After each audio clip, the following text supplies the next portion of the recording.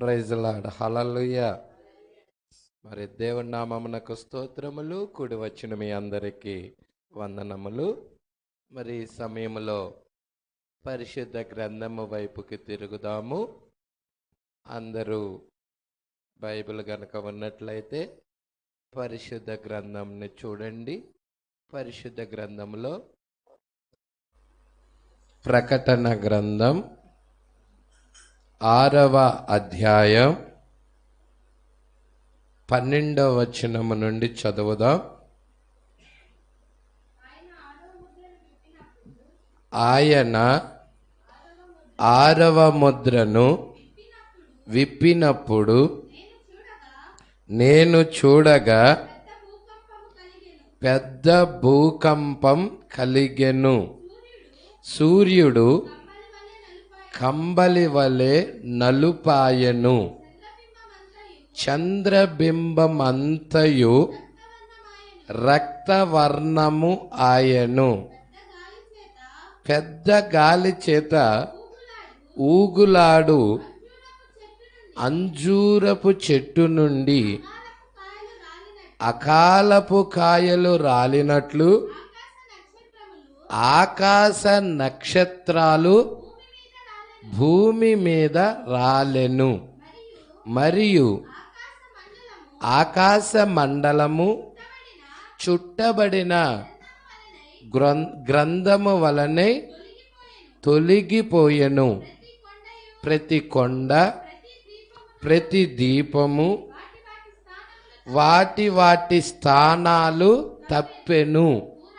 భూరాజులు, ఘనులు, సహస్రాధిపతులు, ధనికులు, బలిష్ఠులు, ప్రతి దాసుడు, ప్రతి స్వతంత్రుడు కొండ గృహలలోను బండల సందులలోను దాగుకొని సింహాసనాసీనుడై ఉన్న వాని యొక్కయు గొర్రెపిల్ల యొక్కయు ఉగ్రత మహాదినము వచ్చెను. దానికి తాళజాలిన వాడు ఎవడు? మీరు మా మీద పడి ఆయన సన్నిధికి గొర్రెపిల్ల ఉగ్రతకు మమ్మల్ని మరుగు చేయుడని పర్వతాలతో బండలతో చెప్పుచున్నారు. చాలండి, ప్రార్థన చేద్దాం. స్తోత్రములు ప్రభువా, మహిమ గల రాజా, మీకే స్తుతులు స్తోత్రములు చెల్లించుకొనుచున్నాం. అయ్యా, ఇప్పటిదాకా నీ ప్రియబిడ్డలు పాటల ద్వారా నిన్ను స్తుతించారు. చప్పట్లు కొట్టుచు, వాయిద్యం వాయించుచు, కంఠస్వరాల ద్వారా నిన్ను మహిమపరిచారు. అతి ప్రాముఖ్యమైన భాగంలోకి మేము వచ్చాం ప్రభువా. అయ్యా, గొర్రెపిల్ల మాత్రమే ముద్రలు తెరుస్తుంది. ఆ గొర్రెపిల్లే మా ప్రవక్తకి తెరిచి చూయించినది. అదే గొర్రెపిల్ల ఈ యొక్క మధ్యాహ్న కాల సమయంలో మాకు కూడా ఆ బయలుపాటు ప్రత్యక్షతనిచ్చి చూపించునుగాక. ఇక్కడున్న ప్రతి వ్యక్తిని దర్శించండి ప్రభువా. మీరు మాట్లాడండి ప్రభువా. నీ మాటలు నిత్య జీవపు మాటలు. అవి మరణములో నుండి జీవములోనికి దాటింప చేస్తాయి. అయ్యా, లేఖనాలు గూర్చిన బయలుపాటివ్వు, ప్రత్యక్షతనివ్వు. నీ కృప ప్రియబిడ్డలను దర్శించునుగాక. పరిశుద్ధాత్మ అభిషేకముతో నింపయ్యా. నీ కృప దయచేయమని, కొద్ది నిమిషాలు మీరే మాతో అందరితో మాట్లాడమని నజరేయుడైన యేసుక్రీస్తు నామములో ప్రార్థన చేసి అడిగి వేడుకొనుచున్నాము. ఆమేన్. హల్లెలూయా. Praise lord. సరే, ఇక్కడ మనం చూస్తున్నాం 6వ ముద్ర. ఎన్నవ ముద్ర? 112వ పేర. 6వ ముద్రలో 112వ పేర. ఇక్కడ నేను చదువుతున్నాను. మీరు చూడమని ప్రభు పేరట మనవి చేయుచున్నాను. ఇప్పుడు 6వ ముద్రలోనికి పోవుచుండగా మనము గమనించుచున్నాం. ఈ 6వ ముద్రకు మనము వచ్చుచుండగా పరలోకపు తండ్రి మనకు సహాయపడునుగాక. ప్రజలాడ్ అమ్మ చూస్తున్నారా? చిన్న పుస్తకంలో ఎన్నో పేర? 36వ పేర. అదే పెద్ద పుస్తకంలో 112వ పేర. ఇప్పుడు 6వ అధ్యాయం 12వ వచనం. ఆయన 6వ ముద్రను విప్పినప్పుడు నేను చూడగా పెద్ద భూకంపం కలిగెను. ఇదేంటండి? శ్రమలు. 6వ ముద్ర తీర్పులు, శ్రమలు. పెద్ద భూకంపము కలిగెను. సూర్యుడు కంబల వలె నలుపాయను, చంద్రబింబమంతయు రక్తవర్ణమాయను. పెద్ద గాలి చేత ఊగులాడు అంజూరపు చెట్టు నుండి అకాలపు కాయలు రాలినట్లు ఆకాశ నక్షత్రాలు భూమి మీద రాలిను. మరియు ఆకాశ మండలము చుట్టబడిన గ్రంథము వలెనై తొలగిపోయెను. ప్రతి కొండ ప్రతి దీపము వాటి వాటి స్థానాలు తప్పెను. భూరాజులు, గనులు, సహస్రాధిపతులు, ధనికులు, బలిష్ఠులు, ప్రతి దాసుడు, స్వతంత్రుడు కొండ గృహలలోను బండల సందుల్లోనూ దాగుకొనిరి. ప్రజలా అంటే ఈ 6వ ముద్ర ఎప్పుడు ప్రారంభము, ఎప్పుడు జరుగుతుందా అంటే 6వ ముద్ర ఆ తీర్పులు జరిగేటప్పుడు వధువు భూమి మీద ఉండదు. ప్రజలా ఆ తీర్పులు జరిగేటప్పుడు వధువు భూమి మీద ఉండదు.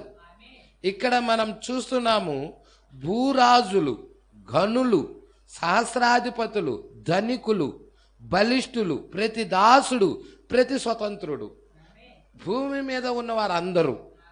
హల్లెలూయా. వాడు దాసుడు కానీ, స్వతంత్రుడు కానీ, బలిష్ఠుడు కానీ, ధనికుడు కానీ, సహస్రాధిపతుడు కానీ, గణుడు కానీ, భూరాజు అయినా కానీ, ఎవరైనా కానీ. ప్రజలా ప్రతి వారికి వారు ఎక్కడికి వెళ్తున్నారు? బండల సందుల్లో దాక్కోటానికి వెళ్తున్నారు. ప్రజలా ఇంతకీ వారు బండ సందుల్లోకి వెళ్ళటానికి గల కారణం ఏంటి? అసలు వాళ్ళు తీర్పులోకి వెళ్ళటానికి గల కారణం ఏంటి అంటే వారు ప్రకటన 17లో ఒక స్త్రీ ఉంది. ఆ స్త్రీ యొక్క మద్యమును తాగారు. ప్రజలా ప్రకటన 19లో ఒక స్త్రీ ఉంది. ఆ స్త్రీ యొక్క మద్యమును తాగిన వాడేమో ఎత్తబాటులో వెళ్తున్నాడు. ప్రకటన 17లో ఒక స్త్రీ ఉంది. ఆ స్త్రీ యొక్క మద్యాన్ని తాగిన వాడేమో తీర్పులోకి వెళ్తున్నాడు. ప్రజలా ఇది అందరికి తాపిచ్చింది. భూరాజులకు తాపిచ్చింది, గనులకు తాపిచ్చింది, సహస్రాధిపతులకు తాపిచ్చింది, ధనికులు, దరిద్రులు, దాసులు అందరికి ఉంది కదా. ప్రకటన 17:2-3 వచనం. భూరాజులు ఆమెతో వ్యభిచరించిరి, భూనివాసులు ఆమె వ్యభిచార మద్యములో మత్తులైరి. హల్లెలూయా. ఇంకా ఏమంటున్నారు చూడమ్మా. 4 చూడమ్మా. 4 ఆ స్త్రీ ధూమ్ర రక్త వర్ణము గల వస్త్రము ధరించుకొని బంగారముతో, రత్నములతో, ముత్యములతో అలంకరించబడినదై హేయమైన కార్యాలతో తాను చేయుచున్న వ్యభిచార సంబంధమైన అపవిత్ర కార్యాలతో నిండిన ఆ పాత్రలోనిదే తాగించింది. ఆ సువర్ణ పాత్రలోనిదే తాగించింది. ఇంతకీ ఆమె చేతిలో ఉన్న సువర్ణ పాత్ర ఏమిటి? ఆమె యొక్క సిద్ధాంతమే అని ప్రవక్త చెప్పాడు. ప్రజలా అంటే సంఘానికి వస్తున్న వాళ్ళందరికీ ఆమె సిద్ధాంతాన్ని ఎక్కించి తాగిచ్చేసింది. ప్రజల పట్టుకుంటున్నారా? అయితే గొర్రెపిల్ల భార్య అయితే ప్రజల ఈమె సిద్ధాంతాన్ని ఎక్కియటం లేదు కానీ హల్లెలూయా యేసుక్రీస్తు యొక్క వాక్యాన్ని ఎక్కిస్తుంది. దేవుడికి మహిమ కలుగునుగాక. అందుకే ఇక్కడ మనం చూస్తున్నాం 113వ పేర. అక్కడ గమనించారా? వారిని చూడండి బలిష్ఠులు అని ఉంది. అవునా? ఎవరు వారు? చూడండి వారేం చేశారు అసలు. ఆ బలిష్ఠులు అని ఉంది. ఈ బలిష్ఠులు ఎవరు? వారేం చేసిరి? క్వశ్చన్ మార్క్ పెడుతున్నాడు. వారు వేసే యొక్క జారత్వమును, ఉగ్రత, ద్రాక్షారసమును వారు తాగారు. వేసే యొక్క ప్రకటన 17లో ఉంది. వేసే ఆ వేసే యొక్క జారత్వాన్ని, ఆ యొక్క ద్రాక్షారసాన్ని తాగిచ్చింది. వీళ్ళు తాగారు. వాళ్ళు చేసిన తప్పది. ప్రజల వాళ్ళు చేసిన తప్పేంటి? వేసే యొక్క ద్రాక్షారసం తాగటం వాళ్ళు చేసిన తప్పు. ప్రజల సంఘశాఖలు చేసిన తప్పేంటి? అదే తప్పు. అందుకే వారు తీర్పులోకి వెళ్తున్నారు. ఉగ్రత, గొర్రెపిల్ల యొక్క ఉగ్రతలోకి వెళ్తున్నారు. తాగుతామయ్యా, మా ఇష్టమయ్యా అంటే తాగచ్చు. వాళ్ళు వెళ్ళేది ఖాయం. ముందే చెప్పబడింది లేఖనం. ప్రజల అదేమన్నా ఊరుకుంటుంది, అందరికి తాకెత్తుంది. భూరాజులు, భూజనులు, భూ నివాసులు అందరికి తాకెత్తుంది. హల్లెలూయా. అయితే ఎవరైనా చెవి గలవాడు ఉంటే దాని నుండి బయటికి వచ్చి ఆ మద్యము తాగకుండా యేసుక్రీస్తు వాక్య ప్రత్యక్షత మీద నిలబడుతుండు. హల్లెలూయా. అందుకే ఇక్కడ అంటున్నాడు బలిష్ఠులు. చూడండి వారేం చేశారు అంటే వేసే యొక్క జారత్వము, ఉగ్రత, ద్రాక్షారసమును వారు తాగిరి. చూసారా? అది ఖచ్చితంగా ఆమె యొక్క ద్రాక్షారసమును త్రాగిన వారు వీరే.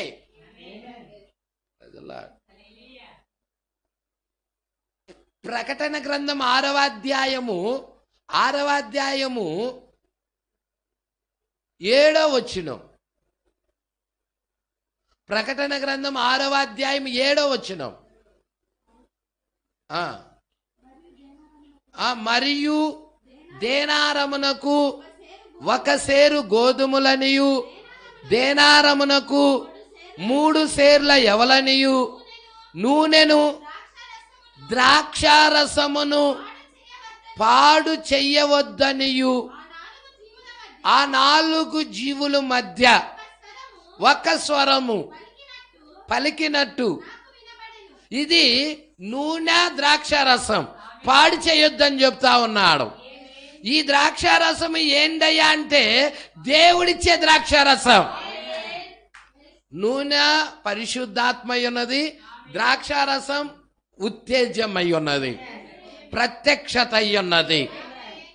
వాక్యం తెరవబడటం ద్వారా వచ్చే ఉత్తేజం, ప్రత్యక్షత. ఎప్పుడైతే ఆ ప్రత్యక్షత ద్వారాగా నీకు ఉత్తేజం వస్తుంది. అయితే దీనిని పాడు చేయొద్దు అంటున్నాడు. అయితే వీరేం చేశారంటే యేసుక్రీస్తు యొక్క ద్రాక్షారసాన్ని తాగాల్సిన వారు వీరు తాగకుండా వేసే యొక్క ద్రాక్షారసం తాగుతున్నారు. ప్రజల నీడల్లో గనక మనం చూస్తే అహజ్వారేషు రాజు ద్రాక్షారసము చేసి తాగిస్తున్నాడు. అవునా? 7 దినాలు, 7 సంఘకాలాలలో అహజ్వారేషు రాజు యేసుక్రీస్తుకు సాదృశ్యం. ప్రజల అవునా? 7 దినాలు విందు చేస్తున్నాడు. అయితే ఆ విందుకి వస్తీని కూడా పిలిచాడు. వస్తీ రాకపోగా వస్తీ సపరేట్ విందు కలిగి ఉంది. ఈమె కూడా విందు చేసుకొని, ఈమె విందు ఎవరికయ్యా అంటే ఓన్లీ స్త్రీలకే, సంఘాలకే. అంటే ఈ వస్తి ఈమె ఏం చేస్తుందంటే ఆమె విందు చేసి ద్రాక్షారసం తాపిస్తుంది అందరికి. హల్లెలూయా. రాజు యొక్క ద్రాక్షారసం దగ్గరికి రానంటుంది. పట్టుకుంటున్నారా? ఈరోజు అలాగా యేసుక్రీస్తు యొక్క వాక్యం దగ్గరికి రానని, హల్లెలూయా, మరి ఈమె ఓనుగా ఒక విందు చేసుకొని ఒక సిద్ధాంతాన్ని తయారు చేసుకొని దాన్ని జనులకి, భూజనులందరికీ దాపిస్తుంది. Praise the Lord. అందుకే ఆమె మీదకి తీర్పు వస్తుంది. భూరాజుల మీదకి ఆ బలిష్ఠులు, పెద్ద డబ్బున్నాళ్ళు, పెద్ద పెద్దవారు, చిన్న చిన్న సంఘాల్లో ఉండరోళ్ళు, వాళ్ళు అలాంటి వారు చిన్న చిన్న సంఘాల్లో ఉండరు. హల్లెలూయా. వాళ్ళు పెద్ద పెద్ద వాళ్ళ మందిరాలు కూడా వాళ్ళే సెలెక్ట్ చేసుకుంటారు, వాళ్ళ స్టేటస్కి తగ్గట్టు, వాళ్ళ యొక్క ఉందా స్థితికి తగ్గట్టుగా. ప్రజలా ఏదో గుడిసెల్లోనో రారోళ్ళు. హల్లెలూయా. అర్థమవుతుందా? అలాంటి విధానం వాళ్ళ యొక్క స్టేటస్కి, వాళ్ళ హోదాకి, వాళ్ళ యొక్క పలుకుబడికి తగ్గట్టుగా చూసుకుంటారు వాళ్ళు. అయితే దేవుడు అలా లేడు.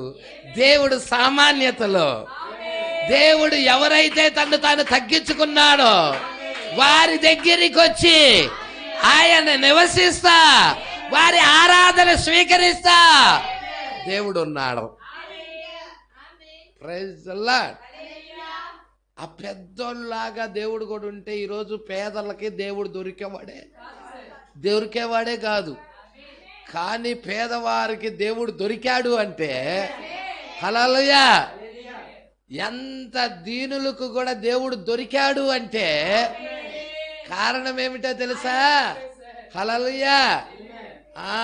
నిన్ను ఈ పేద స్థితిలో ఉంచి వాక్యాన్ని చూచేలాగా ఆ కళ్ళు తెరుస్తున్నాడే, అది కృప. హల్లెలూయా. ఇక్కడ చూడండి, ఆ బలిష్ఠులు, ఆ ధనికులు, ఆ సహస్రాధిపతులు, ఆ ఘనులు, ఆ భూరాజులు, వీళ్ళందరూ ఎవరయ్యా అంటే ఆ వేశ్య యొక్క మద్యమును తాగిన వారు. ప్రకటన గ్రంథములో 17వ అధ్యాయములో వేశ్య ఉన్నది. అది ఒక సువర్ణ పాత్ర పట్టుకొని ఉన్నది. ఆ సువర్ణ పాత్రలోనిది భూరాజులకు, భూజనులకు తాగించిందా? హల్లెలూయా. భూరాజులు ఆమెతో వ్యభిచరించిరి, భూ నివాసులు ఆమె వ్యభిచార మధ్యములో మత్తులయ్యరి. హల్లెలూయా. చూస్తున్నారు, అందరికీ తన పాత్రలోనిది తాగీయటం ప్రారంభించింది. హల్లెలూయా. అందుకే ఇక్కడ అంటున్నాడు, అది ఖచ్చితంగా ఆమె యొక్క ద్రాక్షారసమును తాగిన వారు వీరే. అందుకే వీరు ఏంటి నెక్స్ట్ అంటున్నాడు, మరియు తాగారు కాబట్టి గొర్రెపిల్ల యొక్కయు ఉగ్రత మహాదినము వచ్చెను. దానికి తాళజాలిన వాడెవరు? మీరు మా మీద పడి ఆయన సన్నిధికిని గొర్రెపిల్ల ఉగ్రతకు మమ్మల్ని మరుగు చేయుడని పర్వతాలతో, బండలతో చెప్తున్నారు. ఆ రాళ్లతో చెబుతున్నారు. ఆ పర్వతాలు స్వరంగాల్లోకి జ్వరబడి, పంది కుక్కలు కనుక జ్వరబడతాయి, అలాగా పెద్ద పెద్ద గృహల్లోకి జ్వరబడి ఆ గొర్రెపిల్ల ఉగ్రత నుండి కాపాడు అని అంటున్నారు. అవునా? మీకు తెలుసా, తాలిబన్లు భూమి యొక్క అడుగు భాగాల స్వరంగాలు తోముకొని దానిలో లోన జ్వరపడ్డారంట. ఇజ్రాయిల్ ప్రజలు యుద్ధం చేస్తుంటే, హల్లెలూయా, వాళ్ళు అటాక్ చేసి, ఇజ్రాయిల్ ప్రజల్ని అటాక్ చేసి కొంతమందిని చంపి కొంతమందిని పట్టుకొని వెళ్ళిపోయారు. పట్టుకొని వెళ్ళిపోయినప్పుడు ఏం చేశారు? వాళ్లే కదండి వాళ్ళు. మొన్న ఈ మధ్య యుద్ధము కూడా జరిగినది. Praise the Lord. దేవుడికి మహిమ కలుగును గాక. హల్లెలూయా. ముస్లిమ్స్ కంట్రీస్ కను ఇజ్రాయెల్ కంట్రీస్కి యుద్ధాలు కూడా జరుగుతూ వచ్చినాయి. దేవుడికి మహిమ కలుగును గాక. అందుకే ఇక్కడ అంటున్నాడు, చాలా జాగ్రత్తగా గమనించండి. ఆ సొరంగాల్లోకి వెళ్తున్నారు వాళ్ళు. ఈ రోజు గొర్రెపిల్ల ఉగ్రత రోజు కూడా ఇదే పరిస్థితి. అందుకంటున్నాడు 114వ పేర, ఎటువంటి చక్కని పరిచయం. హల్లెలూయా. ఇది ఎటువంటి చక్కని పరిచయం. మరియు సవారీ చేయు వారిని చూడండి. సవారీ చేయు వారి మృగాలను గాని జీవులు గాని పలుకుట ఇక లేదు. ఈ 6వ ముద్ర టైములో జీవులు లేవు, మృగాలు లేవు. 6వ ముద్ర యొక్క ఫలితమే 5వ ముద్ర. హల్లెలూయా. అంటే 6వ ముద్రలో చంపబడిన వాళ్ళు ఎక్కడికి వెళ్తున్నారంటే 5వ ముద్ర కిందకి వెళ్తున్నారు, బలిపీఠం కిందకి వెళ్తున్నారు. అంటే రిజల్ట్ 5వ ముద్ర. 6వ ముద్ర కింద చంపబడిన వాళ్ళు అందరూ 5వ ముద్ర కిందకి వెళ్తున్నారు. 6వ ముద్రలో చంపబడిన వాళ్ళు బలిపీఠం కింద 5వ ముద్ర కిందకి వెళ్తున్నారు. పట్టుకుంటున్నారా? విషయాలు పట్టుకుంటున్నారా? హల్లెలూయా. మీరు చూసినట్లయితే ఇంకొంచెం ముందుకు చూద్దాం. జీవులు కానీ మృగాలు కానీ ఇక లేవు. పిదప మనం పైకెత్తబడి కొనిపోబడుతుంది. మనము ఈ తీర్పులు వచ్చినప్పుడు భూమి మీద లేము, పైకెత్తబడి కొనిపోబడుతుంది. సింహాసనము క్రింద హతసాక్షులుగా మరణించిన వారిని చూచాం. ప్రజలా, సింహాసనము కింద హతసాక్షులుగా చంపబడిన వారిని చూచాం. ఇప్పుడు ఇక్కడ ఆ సమయములో హతసాక్షులుగా చనిపోయిన వారు, ప్రజలా పట్టుకోండి, దేవుడికి మహిమ కలుగును గాక. ఎవరు వీరు? హతసాక్షులుగా చనిపోయిన వారు 5వ ముద్ర కిందకి వెళ్ళిపోయారు వీళ్ళు. హల్లెలూయా. ఇప్పుడు మనం ఉండంగానే వాళ్ళు 5వ ముద్ర కిందకి వెళ్ళిపోయారు. అంటే ఎన్నో బోర కింద చంపబడ్డారు వాళ్ళు. 6వ ముద్రలో 7 బోరలు ఊదబడ్డాయి. అయితే 6వ ముద్రలో ఇప్పటి వరకు ఊదబడిన బోరలు ఏంటంటే 6. ఇంకొక బోర ఉంది, 7వ బోర. అది ఇంకా జరగల, ఊదబడల. 6వ ముద్ర కింద 7 బోరలు ఉన్నాయి. అయితే ఎన్ని బోరలు నెరవేర్పు జరిగినాయి అంటే 6 ఫుల్ఫిల్డ్ అయినాయి.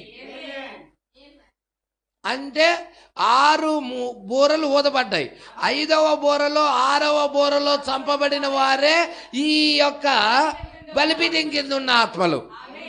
ప్రజల వారి గురించే చెప్తున్నాడు. ఇప్పుడు ఇక్కడ ఆ సమయంలో హతసాక్షులుగా చనిపోయారు. వారు పారంపర్య ఆచారాలు ఆచరించి యూదులు. ఎవరండి వారు? వారు యూదులు. వారు క్రైస్తవ విశ్వాసములో మరణించిన వారు కాదు, లేదా మత సంబంధమైన విశ్వాసంలో చనిపోయిన వారు కూడా కాదు. ఏలయనగా వారు క్రైస్తవులే కాదు. వాళ్ళు క్రైస్తవులే కాదు. వాళ్ళు గుర్తించుకోండి, దేవుడు వారి కన్నులకు గుడ్డితనం కలగజేశాడు. ఎప్పుడు? 70వ వారంలో. 70వ వారం 2 పార్ట్స్. హల్లెలూయా. 70వ వారం 2 పార్ట్. అవునా? అంటే వారము 2 భాగాలు చేశాడు. 70వ వారాన్ని ఒక ఖడ్గం వచ్చి మధ్యకి నరికేసినట్టుగా వారం 2 భాగాలు అయిపోయింది. ఆ యొక్క దేవుడు వచ్చి ఒలీవ కొండ మీద అడుగు పెడితే, కాలు మోపితే ఎలాగా ఆ ఒలీవ కొండ నడిమికి చీలి సగము ఇటు సగము ఇటు వెళ్ళినదో, అలాగ వారము కూడా ఏమైందంటే సగము ఇటు జరిగినది, సగము ఇటు జరిగినది. మధ్యలో 2000 సంవత్సరాల అన్య జనుల కాలం వచ్చింది. మధ్యలో 2000 సంవత్సరాల పీరియడ్ వచ్చింది. దేవుడికి మహిమ కలుగును గాక. మొదటి వారము స్టార్ట్ అయింది, 70వ వారం స్టార్ట్ అయింది. మొదటి అర్ధవారంలో యూదులకి దేవుడు ఏం చేశాడంటే గుడితనం కలగజేశాడు. ఆ కారణాన్ని బట్టే మెస్సియాని వాళ్ళు చూడలేకపోయారు. దేవుడికి మహిమ కలుగును గాక. అదే 115వ పేరాలో ఇక్కడ చెప్తున్నాడు, దేవుడు వారి కన్నులకు గుడ్డితనం కలగజేసెను, మరియు వారు అన్య సంఘము మార్గము నుండి ఎత్తబడే వరకు వారు చాలా కాలము గుడ్డివారుగా ఉండి, అన్య సంఘ మార్గం అంటే అన్ని జనుల వైపు తిరిగాడు. అన్య జనుల్లో నుండి వధువు ఎత్తబడే అంత వరకు కూడా వారు గుడ్డివారిగానే ఉన్నారు. పాస్టర్ గారు ఇప్పుడు కూడా గుడ్డివారిగానే ఉన్నారా అంటే ఇప్పుడు కూడా గుడ్డివారిగానే ఉన్నారు. ఇప్పుడు ఇంకా మెస్సియాని వాళ్ళు అంగీకరించరా పాస్టర్ గారు అంటే ఇప్పటికి ఇంకా అంగీకరించరు. ఎందుకు అంగీకరించలేదంటే ఇంకా ఇటు వధువు ఉంది, ఇంకా ఇక్కడ గొర్రెపిల్ల భార్య ఉన్నది, ఈమె వెళ్ళాలి. ఈమె ఎప్పుడైతే మధ్యలో నుండి తీసివేయబడుతుందో, ఈమె వెళ్ళిపోతుందో, అప్పుడు యూదుల గుడ్డితనం తీసేయబడుతుంది. వాళ్ళ గుడ్డితనం తీసేయటానికి ఇద్దరు ప్రవక్తలు వస్తారు. హల్లెలూయా. లవోదికీయ కాలం గుడ్డిది. లవోదికీయ కాలంలో ఏర్పరచుకున్న వారు ఉన్నారు. ఏర్పరచుకున్న వారి గుడ్డితనం తీసేయటానికి ఇక్కడ కూడా లవోదికీయ సంఘకాలపు వర్తమానికుడు వచ్చి గుడ్డితనం తీసేశాడు. ఎవరి గుడ్డితనం తీశాడయ్యా అంటే ఏర్పరచుకున్న వారి గుడ్డితనాలే. అక్కడ కూడా 1,44,000 మంది యొక్క గుడ్డితనం మాత్రమే. 1,000,000 మంది ఇజ్రాయేల్ ప్రజలందరూ గుడ్డితనం తీసేయడానికి రావటల్లా. ఓన్లీ ఇజ్రాయేల్ యొక్క 12 గోత్రాలలో 12,000 అలాగా 12 1,44,000 మంది యొక్క గుడ్డితనం తీసేయడానికి వారికి ఒక బోర్ ఉంది. అంటే ఇటు ఏర్పరచుకున్న వారికి 7వ సంఘకాలంలో, లవోదికీయ సంఘకాలంలో ఏర్పరచుకున్న వారి గుడ్డితనం తీసేయడానికి ఇక్కడ కూడా ఒక బోర వచ్చినది మనకి. Praise lord. లవోదికీయ సంఘకాలంలో ఉన్న ప్రజలు ఏర్పరచుకున్న వారిని బయటికి తేటానికి, లవోదికీయ నుండి బయటికి తేటానికి, వాళ్ళ గుడ్డితనం తీసేయటానికి ఇక్కడ కూడా ఒక బోర ఉన్నదా? అది 7వ దూత బూర. Praise Lord. హల్లెలూయా. కొంచెం ముందుకు చూద్దాం. చాలా కాలం హల్లెలూయా గుడ్డివారిగా ఉన్నారు. అంటే ఎంతకాలం పాస్టర్ గారు వాళ్ళు గుడ్డివారిగా ఉంది? చాలా కాలం అంటున్నావు. 1 సంవత్సరమా, 2 సంవత్సరాల, 3 సంవత్సరాల, 10 సంవత్సరాల, 50 సంవత్సరాల, 100 సంవత్సరాలు కాదు, 2000 సంవత్సరాలు. దాదాపుగా 2000 సంవత్సరాల పైనే వాళ్ళు గుడ్డివారిగా ఉన్నారు. చూసారా? హల్లెలూయా. మొదటి రాకడలో వారు గుడ్డివారిగా దేవుడే చేశాడు. 70వ వారములో, మొదటి అర్ధవారములో, హల్లెలూయా, చివరి అర్ధవారములో వాళ్ళ గుడ్డితనం తీసేయబడుతుంది. ఇది ఎలాగుంది? 2 అర్ధవారాలు కలిపితే వారం. హల్లెలూయా. మొదటి అర్ధవారం బాహ్య సంబంధమైన జన్మ. బాహ్య సంబంధమైన జన్మ ద్వారాగా యేసును మనం ఎరగలేకపోయాం. యేసుని సిలువకు అప్పజెప్పాం. మనము బాహ్య సంబంధమైన జన్మ పాపముతో కూడిన జన్మ, శరీరేచ్ఛలతో కూడిన జన్మ. ఈ శరీరేచ్ఛలతో కూడిన జన్మ వల్ల యేసుని సిలువకు అప్పజెప్పాం. అవునా? హల్లెలూయా. ఎరగలేకపోయాం. కానీ ఆ యొక్క 2వ జన్మ, కొత్త జన్మ, హల్లెలూయా, కొత్త జన్మలో గుడ్డితనం తీసేయబడుతుంది. యేసును సొంత రక్షకుడిగా అంగీకరిస్తున్నాము, పశ్చాత్తాపడుతున్నాము, మన గుడ్డితనం తీసేయబడుతుంది, ఎత్తబాటు కొరకు సిద్ధపడుతున్నాము. హల్లెలూయా. మొదటి జన్మలోనేమో హల్లెలూయా ప్రకృతి సంబంధమైన జన్మనేమో గుడ్డితనంతో ఉన్నాం. ఎక్కడి నుండి వచ్చామో తెలియలా, ఎందుకొరకు వచ్చామో తెలియలా, ఎక్కడికి వెళ్తున్నామో తెలియలా. కానీ కొత్త జన్మ పొందుకుంటే, పరిశుద్ధాత్మ బాప్తిజం పొందుకుంటే మనం ఎవరము ఎక్కడి నుండి వచ్చామో, ఎందుకు ఇక్కడ ఉన్నామో, ఎక్కడికి వెళుతున్నామో పరిశుద్ధాత్మ బాప్తిజం పొందుకుంటే అంతే. రెండవ అర్ధవారంలో యూదుల యొక్క మనోనేత్రాలు ఎలా తెరవబడ్డాయో కొత్త జన్మ ద్వారాగా మన మనోనేత్రాలు తెరవబడి యేసుక్రీస్తును హత్తుకుంటున్నాం. హల్లెలూయా. కొత్త జన్మ ద్వారాగా ఏం చేస్తున్నాం? యేసుక్రీస్తుని హత్తుకుంటున్నాం. కొంచెం ముందు చదువుదామా? చాలా ఇంట్రెస్ట్గా ఉందా? ఆసక్తిగా ఉందా లేదా? కొంచెం చూద్దామా. చాలా కాలం గురిటివారుగా ఉన్నారు. ఏలయనగా దేవుడు ఒకే సమయమందు ఇరువురితో, అటు యూదులతోనూ ఇటు అన్యజనులతోనూ వ్యవహరించడు. ఎందుకనగా ఆయన యొక్క వాక్యమునకు చాలా విరోధముగా ఉన్నది. అది ఇద్దరితో ఒకేసారి వ్యవహరించడు. గుర్తుంచుకోండి, ఆయన ఇజ్రాయిల్తో ఎలాగ వ్యవహరిస్తాడంటే ఒక దేశముగా.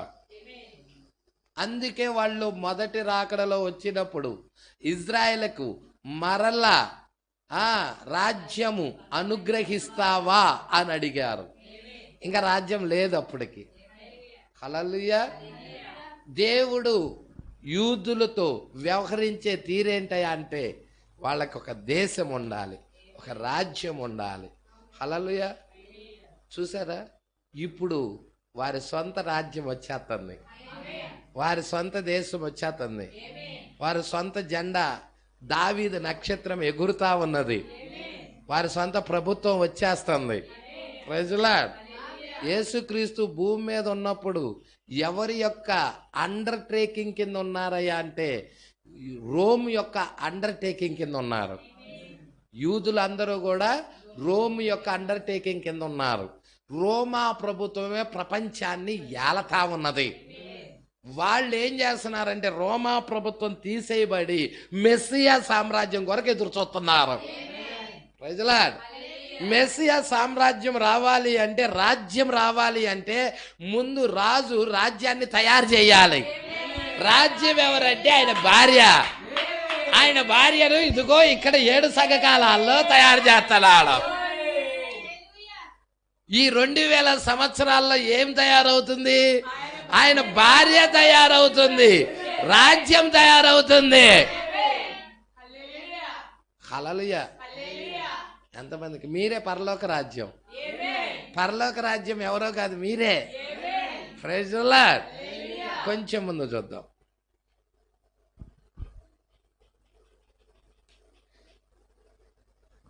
ఎల్లప్పుడూ ఇజ్రాయిల్ని దేశంగానే వ్యవహరించును. అయితే ఆయన అన్యజనులతో వ్యక్తిగతంగా వ్యవహరిస్తాడు. అన్యజనులతో వ్యక్తిగతంగా వ్యవహరిస్తాడు. అన్యజనుల్లో నుండి తీయబడిన ప్రజలు ఉన్నారు. అన్యజనుల్లో నుండి, కోట్ల మంది ప్రజల్లో నుండి తీయబడిన ప్రజలు. కోట్ల మంది ప్రజల్లో నన్ను గుర్తించావు, కోట్ల మంది ప్రజలలో నన్ను గుర్తించావు, కోరుకొని నీ ప్రజగా, నీ భార్యగా ఎన్నుకున్నావు. కోరుకొని. కోట్ల మందిలో నుండి నువ్వు నన్ను పిలుచుకొని నీ భార్యగా ఎన్నుకున్నావు. ఎంత ధన్యత అది. హల్లెలూయా. ఆ స్త్రీ ఇక్కడ ఉందా? Praise the Lord. అందుకే ఇక్కడ అంటున్నాడు, అన్యజనులు చూడండి, అన్యజనుల్లో నుండి తీయబడిన ప్రజలు. అన్యజనులు ప్రపంచంలోని సమస్త జనుల్లో నుండి తీయబడవలసిందిగా ఉన్నది. సమస్త జనుల్లో నుండి ఎన్నుకోబడిన వారిని బయటికి తీయవలసిందిగా ఉన్నది. వీళ్ళని బయటికి తీసేదేది? సమస్త వాటిల్లో నుండి బయటికి తీసేదేది? వర్తమానమే, ప్రకటన గ్రంథములో హల్లెలూయా పట్టుకుంటున్నారా? 7వ దూత యొక్క వర్తమానం మనల్ని ఏం చేస్తా ఉన్నదయ్యా అంటే లోకము నుండి వేరుపరుస్తా ఉన్నది. హల్లెలూయా. సువార్త సముద్రములో వేయబడిన వలను పోలుంది. అవునా? పరలోక రాజ్యం సముద్రంలో వేయబడిన వలను పోలుంది. సువార్త వల, సువార్తె వల వేసేసాం. వేయంగానే ప్రజలు ఆ నీళ్ళల్లో చాలా రకాల జీవులు ఉంటాయి కింద తిరుగుతూ. అవునా కాదా? అయితే ఈ వల ఏం చేసింది? అన్నిటిని పట్టేసింది. అన్నిటిది పట్టేసింది. పట్టేసేదలికే అవి ఎటు వెళ్ళటానికి లేకుండా దానిలో చిక్కబడ్డాయి. ఆ వలలో చిక్కబడ్డాయి. ఇక జాలర్ ఏం చేస్తున్నాడంటే ఆ వలను బయటకు లాగుతున్నాడు. లాగుతున్నప్పుడు ఇక అన్ని దాంట్లో చాలా రకాలు వచ్చినాయి. జాలరికి కావలసింది ఏంటి అంటే ఓన్లీ చేపలే. యేసుక్రీస్తు కావలసింది ఏంటయ్యా అంటే ఓన్లీ వాక్యపు బీజము ఎవరిలో అయితే ఉన్నదో వారే. హల్లెలూయా. ఆ నీళ్ళల్లో పాములు ఉంటాయి, ఎండ్రకాయలు ఉంటాయి, అర్థమవుతుంది, రకరకాల అన్నీ ఉంటాయి. హల్లెలూయా. అయితే అన్ని అవసరాలు ఆయనకి. ఆ చేపలనే తీసుకొని బుట్టలో వేసుకొని మిగతా అన్ని ఇదిలిస్తాడు ఆడ. మరలా అవి వాటి స్థానాల్లోకి వెళ్ళిపోతాయి. మరలా అవి నీటిలోకి వెళ్ళిపోతాయి. అక్కడ ఉండవు, వెళ్ళిపోతాయి మళ్ళీ. అవునా? ఈ సువార్త దగ్గరికి చాలా మంది లాక్కొని వస్తా ఉంటారు. అయితే వాక్యం దగ్గర నిలబడేది ఎవరయ్యా అంటే ఈ వాక్యాన్ని అంటి పట్టుకునేది ఎవరయ్యా అంటే హల్లెలూయా. మరలా లోకానికి వెళ్ళకుండా, మరలా పాపపు జీవితానికి వెళ్ళకుండా, మరలా తిరిగి ఎక్కడి నుండి అయితే వచ్చారో అక్కడికి వెళ్ళకుండా ఈ వాక్యంతో తమ జీవితాన్ని కట్టుకునేది ఎవరయ్యా అంటే ఒక విశ్వాసే. విశ్వాసి మాత్రమే అలా కట్టుకొని నిలబడగలడు. మిగతా వాళ్ళు నిలబడతారా? వదిలిపెట్టంగల్నే వెళ్ళిపోతారు అంతే. హల్లెలూయా. ఆయన ఏమండు చూస్తూ ఉంటాడు. జాలరి వెళ్ళిపోతుంటే మళ్ళీ పట్టుకుంటాడా? చూస్తూ ఉంటాడు. పోని పోని పోని పోని. Praise Lord. యేసుక్రీస్తు 70 మంది వెళ్ళేటప్పుడు అయ్యయ్యో నా సంఘం 70 మంది వెళ్ళిపోతున్నారే అని బాధపడ్డాడా? ఒక్క విషయం బాధపడ్డాడా? వాక్యపు జన్మ ఆ వ్యక్తిలో ఉంటే, వాక్యపు బీజం అతనిలో ఉంటే, ప్రభువా మేము ఎవరి యొద్దకు వెళతాము? నీవే నిత్య జీవపు మాటలు గలవాడవు అని పేతురు మాట్లాడినట్టుగా వర్తమానం నుండి తొలగడతడు. సంగమా పట్టుకుంటున్నారు ఈ విషయాలు. అందుకే కొంచెం ముందుకు చూద్దాం. సమస్త జనుల్లో నుండి తీయబడవలసిందిగా ఉన్నది. కావున ఇప్పుడు చూసారా, వారి కార్యం ముగిసిన పిదప. ఎవరి కార్యం? అన్యజనుల కార్యము సమస్త దేశాల్లో నుండి, సమస్త జనుల్లో నుండి ఎన్నుకోబడిన వారు మోషే ఏలియాల వర్తమానం ద్వారాగా, విలియం మ్యారియం బ్రన్హాం గారి యొక్క వర్తమానం ద్వారాగా వాళ్ళు బయటకు వస్తారు. హల్లెలూయా. వాళ్ళు ఆయా మత శాఖల్లో నుండి, ఆయా డినామినేషన్లో నుండి, ఆయా సిద్ధాంతాల్లో నుండి బయటకు వచ్చేస్తారు. Praise the Lord. బయటికి వచ్చి ఏం చేస్తా ఉన్నారు? వారు అతని యొక్క వర్తమానము ద్వారాగా సిద్ధపడి ఎత్తబాట్లో వెళ్తారు. బయటికి రావటము ఒక పరిచర్య, ఒక ఈడ్పు, ఒక లాగుడు. ఒక ఈడ్పు, ఒక లాగుడు, అదొక లాగుడు. Praise the Lord.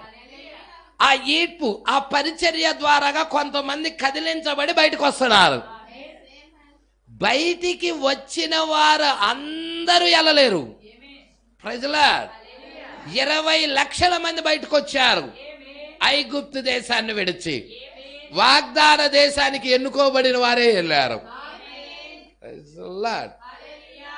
ఈ వాగ్దాన దేశానికి వెళ్లే ముందు బయటికి రావటము ఒకటి ఒత్తైతే ప్రజల స్థానములోకి వెళ్ళటం, వాక్యములు హల్లెలూయా, ఆ వాక్యములో మన స్థానాన్ని ఎరిగి దానిని కూర్చోటం అనేది ఇంకొక ఎత్తు.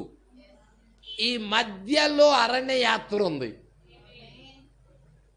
వాగ్దాన దేశానికి చేరటానికి ముందు అరణ్య యాత్ర ఉంది. Praise the lord.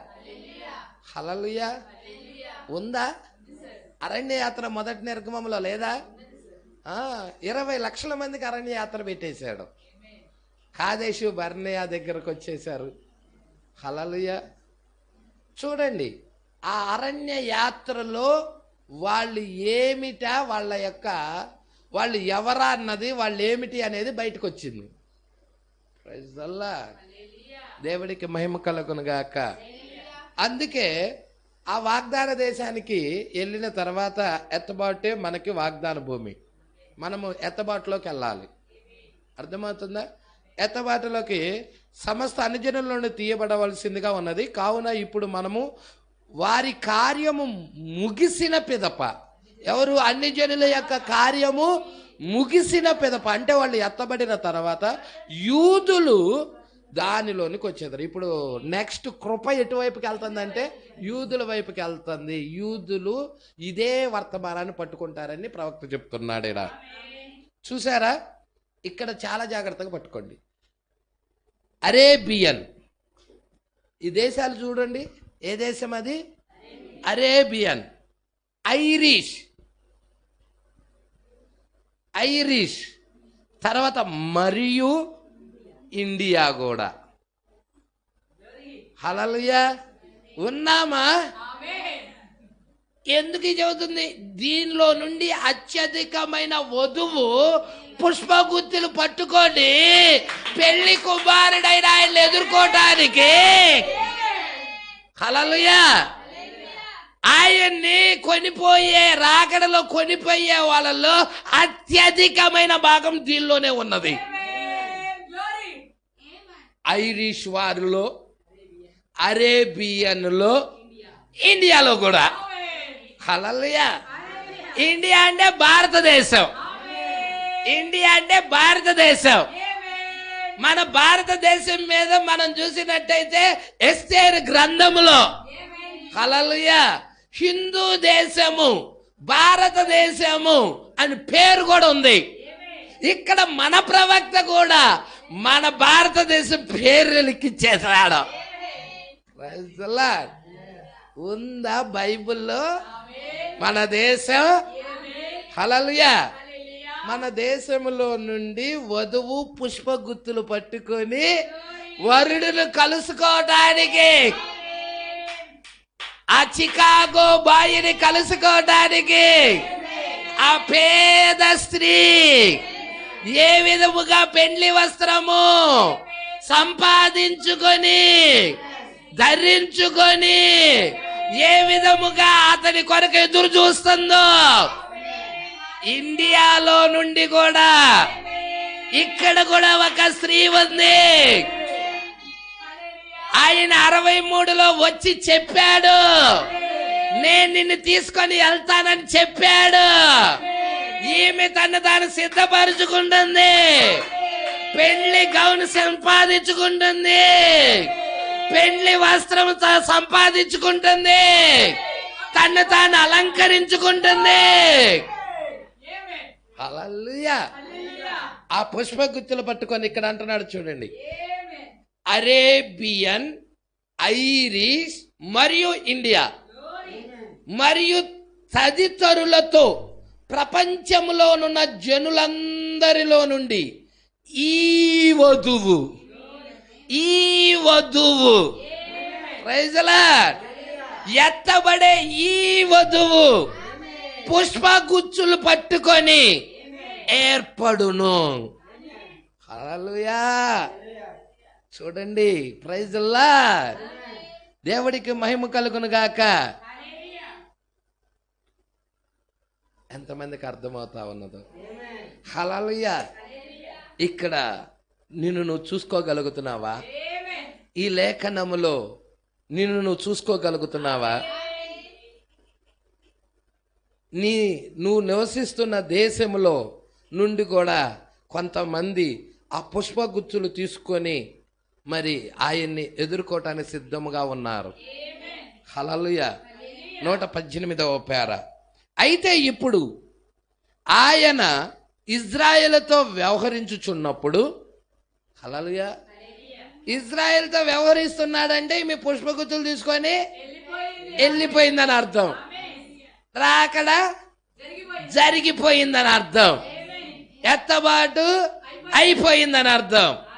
ఇజ్రాయేలుతో వ్యవహరిస్తున్నప్పుడు ఈ 70 వారాల చివరి భాగమున, మొదటి భాగం కాదు, చివరి అర్ధవారం, ఆయన వారితో ఒక దేశముగా వ్యవహరించును. అన్యజనుల కాలము సంపూర్ణమగుదురు. ఇక వాళ్ళ కాలాలన్నీ అయిపోతాయి. అన్యజనులందరూ సంపూర్ణులైపోతారు. ఆ గడియ సమీపించుచున్నది. ప్రజలా, మరియు ఒకవేళ ఈ రాత్రి ఆ దేవుడు అన్యజనుల్లో నుండి పూర్తిగా ఇజ్రాయేల్ పక్కకు తిరగవచ్చు. ఎందుకంటే అన్యజనులు సంపూర్ణులుగా అయినప్పుడు తీసుకొని వెళ్ళిపోతాడు. ఇక ఇజ్రాయేల్ వైపుకి ఈ రాత్రే తిరగొచ్చు. ఎందుకంటే ఆ గడియ అతి సమీపముగా ఉందంటున్నాడు. ఖచ్చితముగా ఆయన ఆ విధముగా చెప్పెను. అన్యజనుల కాలములు సంపూర్ణమగు వరకు యెరూషలేము అన్యజనుల చేత తొక్కబడును. హల్లెలూయా. అన్యజనుల కాలములు సంపూర్ణమయ్యేంత వరకు యెరూషలేము అన్యజనుల చేత తొక్కబడుతుంది. అవునా? ఎప్పుడు జరుగుతుంది అదేగా. హల్లెలూయా.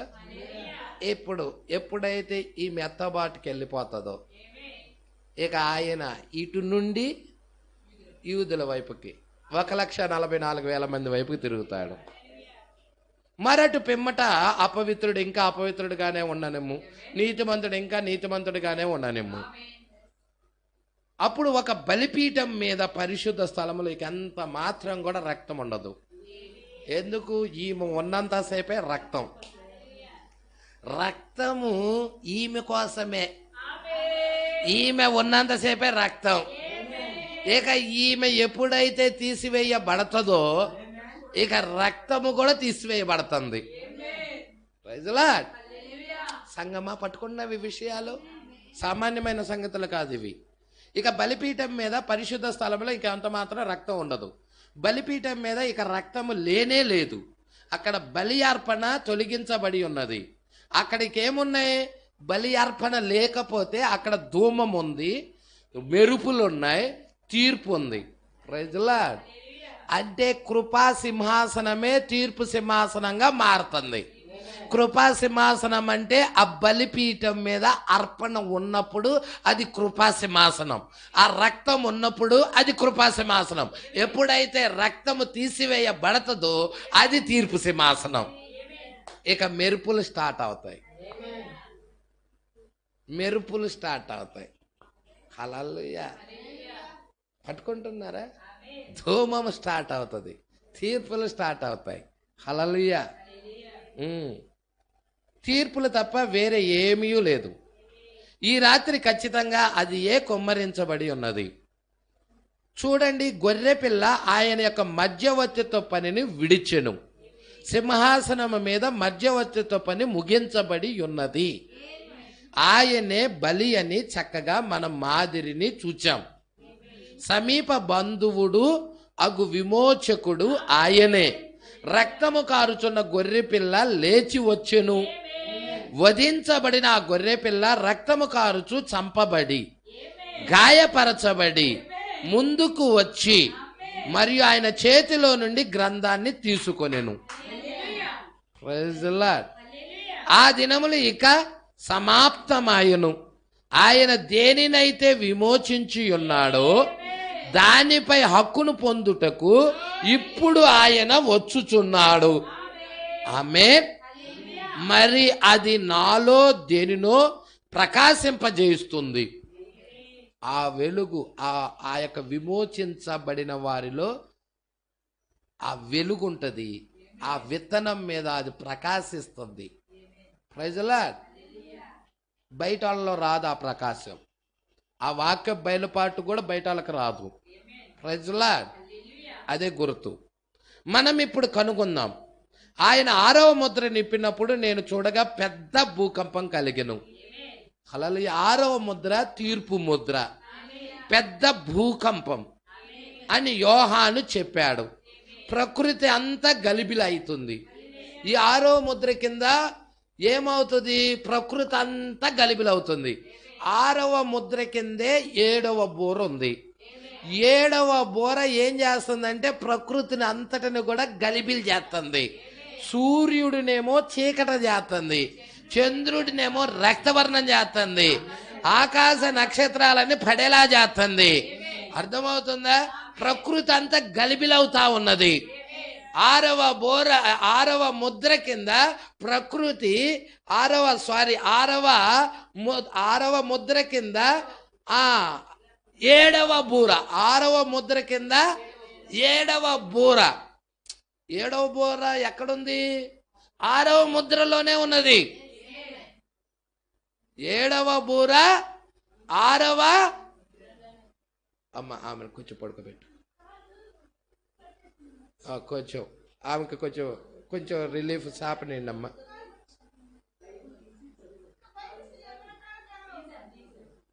Praise the Lord. హల్లెలూయా. ఈ విషయాలు మీరు పట్టుకోవాలని నేను ఇష్టపడుచున్నాను. హల్లెలూయా.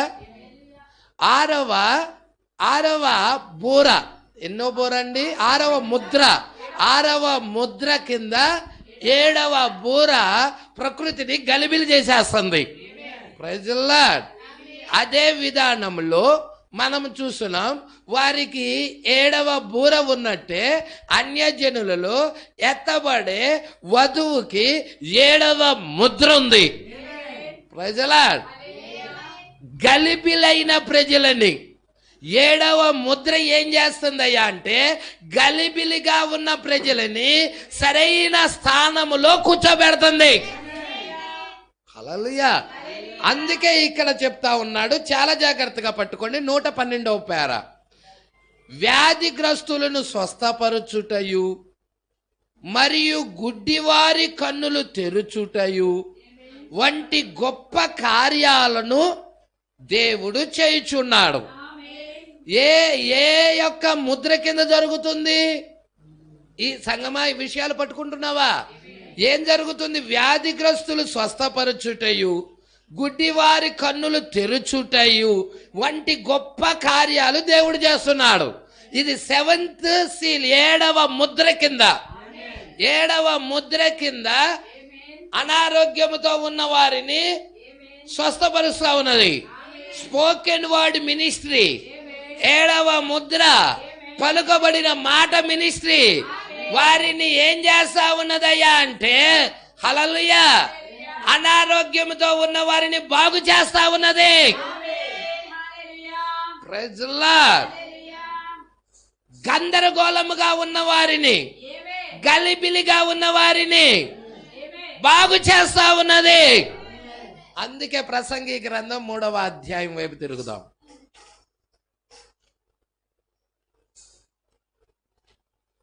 ప్రసంగి గ్రంథం 3వ అధ్యాయము 1 నుండి. ప్రతి దానికి సమయము కలదు. ఆకాశము క్రింద ప్రతి ప్రయత్నమునకు సమయము కలదు. పుట్టుటకు చచ్చుటకు. పట్టుకుంటున్నారా? పుట్టుటకు జన్మ, చచ్చుటకు. హల్లెలూయా. 7వ బూర ఏం తీసుకొస్తుంది? Praise the Lord. ప్రకృతి అంతటిని గలిబిలి. హల్లెలూయా. తీర్పులు. 6వ ముద్ర తీర్పులు. 6వ ముద్ర తీర్పులు.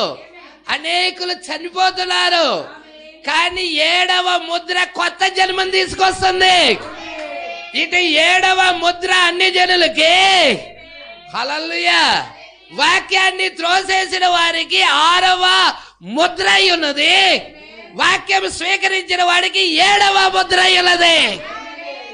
వాక్యం స్వీకరించిన వాడేమో 7వ ముద్ర కిందకి వెళ్తున్నాడు. వాక్యం త్రోసేసిన వాళ్ళేమో 6వ ముద్ర కిందకి వెళ్తున్నారు. Praise the Lord. అందే పుట్టుటకు చచ్చుటకు సమయం గలదా, నాటుటకు నాటబడిన దాన్ని. సంఘశాఖ బోధ నాటబడి ఉన్నదానిని పెరికేస్తా ఉన్నదే వర్తమానం. హల్లెలూయా. 7వ ముద్ర వర్తమానము మనలని వాక్యంలో నాటుతూ ఉన్నది. సంఘశాఖ నుండి బయటికి తెచ్చి వర్తమానంలో నాటుతా ఉన్నది. నాటుటికి సమయం ఉన్నది, పెరిగి వేయుటకు సమయం ఉన్నది. Praise the Lord. చంపుటకు. Praise the Lord. 7వ ముద్ర నిన్ను బాగు చేస్తుంది, చచ్చిపోయిన వారిని బతికిస్తుంది. డినామినేషన్ బోధ చంపితే ఏలియా వర్తమానం నిన్ను బ్రతికిస్తుంది. Praise the lord. సంగమా పట్టుకుంటున్నారా? హల్లెలూయా. ఏలియా దినాలలో సారేపత గ్రామంలో లోకం మీద మరణం ఉన్నది. అవునా? ఆకలితో అల్లాడిపోతా ఉన్నారు. ఏలియా అక్కడికి వెళ్ళాడు, చనిపోయిన వారిని బ్రతికించడానికి. బాలుడిని బతికించాడు అక్కడ. సారేపత గ్రామంలో విధవరాలని బతికించాడు అక్కడ. Praise the Lord. చంపుటకు బాగు చేయుటకు, పడగొట్టుటకు. Praise the lord. అపోస్తుల బోధ కట్టబడుతుంది, సంఘశాఖ బోధ పడగొట్ట కూల్చివేయబడుతుంది. Praise the Lord. ఇదేదో ఏం జరుగుతుందో ఈ కాలంలో చూడగలుగుతున్నావా? హల్లెలూయా. ప్రసంగి దాన్నే రాస్తున్నాడు. పడగొట్టుటకు, కట్టుటకు, ఏడ్చుటకు. Praise the Lord. రేపొద్దున వధువు ప్రతి బాష్ప బిందువు తుడిచివేయబడి ఆనందంతో ఉంటది. హల్లెలూయా. వీళ్ళు సొరంగాల్లోకి వెళ్ళి, బండ సందుల్లోకి వెళ్ళి గొర్రెపిల్ల ఉగ్రత నుండి కప్పమని ఏడుస్తా ఉంటారు. ఏడ్చుటకు, నవ్వుటకు, దుఃఖించుటకు. Praise the Lord. ఆనందముతో నాట్యమాడుతూ ఉంటది, సంతోషముతో నాట్యమాడుతూ ఉంటది, లోకం దుఃఖిస్తా ఉంటది. రాళ్లను పారవేయుటకు, రాళ్లను కుప్పగా వేయుటకు. పట్టుకుంటున్నారా? రాళ్లను చూసారా? పట్టుకుంటున్నారా? రాళ్లే ఎవరో తెలుసా? రాళ్లే ఎవరు? సొలొమోను ఆలయం కట్టేటప్పుడు రాళ్లే మనం. హల్లెలూయా. పట్టుకుంటున్న సజీవమైన రాళ్ళు. ఈ రాళ్లను మందిరంలో కుప్పగా పెడుతున్నారా? ఒక రాయి మీద ఒక రాయిగా పెడుతున్నారా? మీకు తెలుసా, యోర్దాను నదిలో నుండి కొన్ని రాళ్లు మోసుకొని వచ్చారు, యువతల ఒడ్డుకు తీసుకొచ్చి ఒక కుప్పగా వేశారా? హల్లెలూయా. పట్టుకుంటున్నారా? పట్టుకోండి, దేవుడికి మహిమ కలుగును గాక. ఇంకేమంటున్నాడు? కుప్పగా, రాళ్ళు పారవేయుటకు, రాళ్ళు కుప్పగా వేయుటకు, కౌగిలించుటకు. వరుడు వధువు ఒకరినొకరు కౌగిలించుకుంటున్నారు. హల్లెలూయా.